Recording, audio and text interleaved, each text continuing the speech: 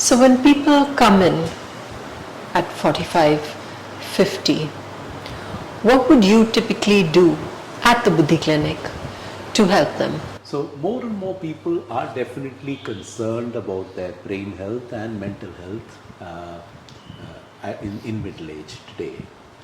We put everyone through the same assessment I talked about earlier in this conversation because they need to understand how they are in a holistic perspective. One of the things that we are able to do, which is very important, not just for elders but for middle-aged people, is also a fairly complex memory test. Because most middle-aged people will be able to ace the average screening memory test. They need a little more than that. And we've now got a digital version that we are able to apply. You can do this from your iPad at home and we'll be running it from here. So there is that advantage of that as well.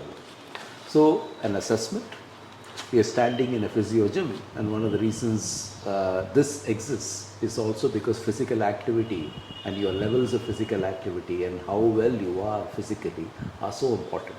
So many of my older middle-aged clients, one of the first things they say to me when they come, "Doc, the rest of me is fine, but my shoulders." Now this is a very urban phenomenon. Because this is the part that we don't use. We all walk, we climb stairs, we use our torso, we use our spine.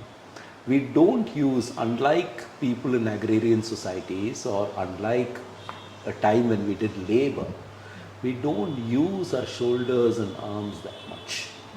And almost 50% or more of people have periarthritis of the shoulder due to lack of use and not thinking about it. And so that's a classic example of something that strikes a lot of people in middle age. The other thing that strikes a lot of people in middle age is I'm becoming forgetful. I can't remember stuff. Now there are two kinds of becoming forgetful. The regular becoming forgetful is I'm multitasking, I've got a zillion things on my mind and I'm absent-minded. I don't know where I put my key. Okay, but it'll come later. I put it there. Yeah, that's the non-serious kind. That only tells me that you are multitasking and under stress. The other kind of becoming forgetful is when I start forgetting really serious pieces of information and I'm not able to recollect them. That's important.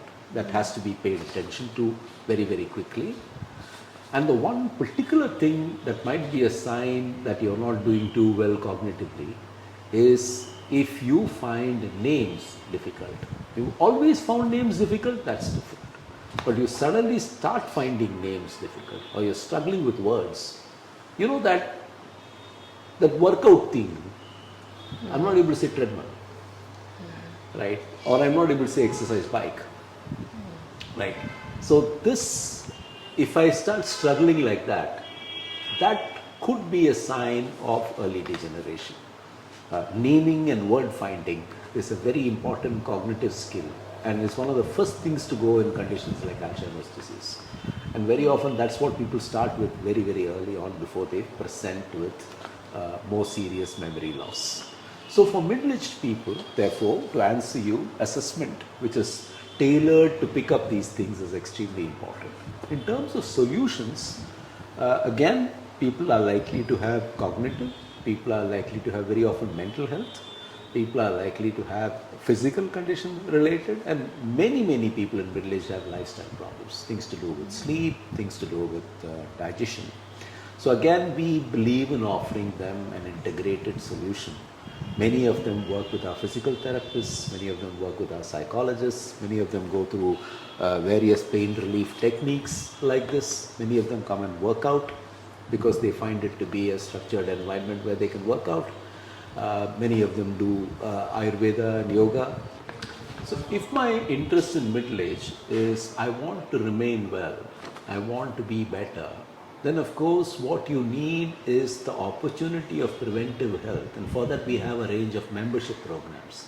So you can stay plugged in, you can work on the things that you want to work on, and you have experts available always to help you depending on the domain. So you want to come and do yoga with a person who teaches yoga, you can do that. You want to come and exercise or have a physiotherapy session, you can do that. If you want to have Ayurvedic treatments or naturopathic treatments, you can do that. You want to have a conversation with a psychologist, you can do that. The specialists are available, but you are using it as a preventive health tool as opposed to something that is therapy and rehabilitation. So there's a subtle difference there. The other thing that's becoming very evident when it comes to brain health is that exercise is very, very good for you. So, Professor Ralph Sacco, who's recently finished his term as president of the American Academy of Neurology, he actually says, I don't believe it's 10,000 steps anymore, I'm saying 15,000 steps a day. But recently published research, a meta-analysis, seems to suggest that 10,000 steps a day is the mantra. So, as you get to middle age, and probably if you're smart much before that, having a Fitbit of some kind, tracking what you do in terms of exercise and ensuring you do your daily bits. I know from personal experience that if you want to do 10,000 steps a day, which is roughly about 7 kilometers for most people, you'll have to get in at least 5 of them as exercise. The rest too you may do as part of your everyday work. But if you don't walk or jog the 5, you're never going to hit the 10,000 steps. That's correct. Unless you have a tremendous walking job, which makes you walk a lot. So this is something, and of course not using lifts and elevators, using the stairs whenever you can, all this is very, very wise and helpful.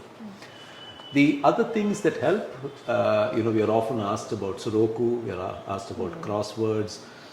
I think all of that can help, because all of them, what they are doing is they are making your brain work. You're searching for answers and you're sort of dipping yourself into memory banks. And all of that obviously helps brain pathways activate themselves. So all of that is good. Your diet, as we were speaking earlier, is extremely important. And the one thing that's coming out very, very clearly is sleep. Now, if you're someone who always slept 4 or 5 hours a day and you continue to sleep 4 or 5 hours a day, there isn't a problem, probably. Okay, I don't think we know the answer to that properly yet. But people who are chronically sleep deprived certainly seem to be at risk both of lifestyle disease, hypertension, obesity, dyslipidemia or high lipids in the blood, including cholesterol, and diabetes. Definitely they seem to be at risk of that, but they also seem to be now, from emerging evidence, at risk of Alzheimer's disease and other neurodegenerative conditions. In other words, the waste products accumulate faster. All right. So again, what we're saying is it's the little things of life that we need to do consistently. Yes. As an antidote to aging, Right.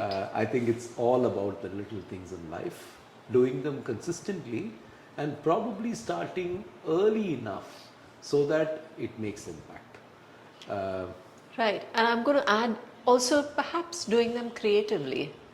Because if I do the same walk every day, Yes. day in and day out, Yes. maybe if I just add some weights to it, maybe if I take a new route, maybe if I jog a little. Yes. Or indeed you pick up cycling as a hobby as well. Right. So I think yes, diversity matters, definitely. Right. And learning new skills matters. Right. So, some of my middle-aged buddies, when they say I've now taken up biking or cycling, I say great. Yeah. You're using different parts of your brain now, Yeah. which you were not using before. So, Yeah. yes. So diversity not just in diet, but actually in all aspects of life then. Yes. Cognitive diversity, physical diversity, dietary diversity. I hope not.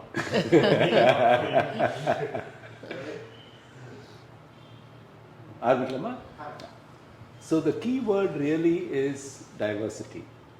Cognitive diversity, diversity of experience, emotional, and we were in another conversation talking about spiritual experience, diversity of physical activity, definitely, diversity of diet that we've talked about earlier, but interestingly it's also about rhythms. Because as you get older, it's probably even more important that you maintain the rhythms of life. So you have a schedule to your day, you have time for exercise, you have a decent work-life balance, and you hit the sack approximately at the same time every day, and you have reasonably ubiquitous sleeping lifestyles. So I think it's that balance of diversity and rhythm that will probably help us all maintain good health, not just cognitive but also mental and physical. Have you ever had to turn anyone away? Thank you for that question, because it's one of the most challenging things for independent organizations in healthcare, that sometimes there are people we can't help because of various reasons. As a policy, we've never turned anyone away. There are two circumstances. One, where someone is very acutely ill and we are not best equipped to deal with them, and they are better off in a hospital. And this is especially true of acute mental illness, because there is the Mental Health Act and there are certain responsibilities and conditions that are there in order to help people with acute mental health conditions. But apart from that, we have our own social impact program called Buddhi Seva. And what Buddhi Seva does is that it uses the CSR of companies to help people in need. And what we like to do for such people, and it's a very organized and highly structured program, what we'd like to do for such people is add a substantive amount to their wallet, treatment wallet, so that they get a fair amount of treatment without costs being added to it. We have done a very large number of patients over the last few years have benefited from Buddhi Seva. So the answer is no, we don't turn anyone away. Thank you so much, Doctor, for your time.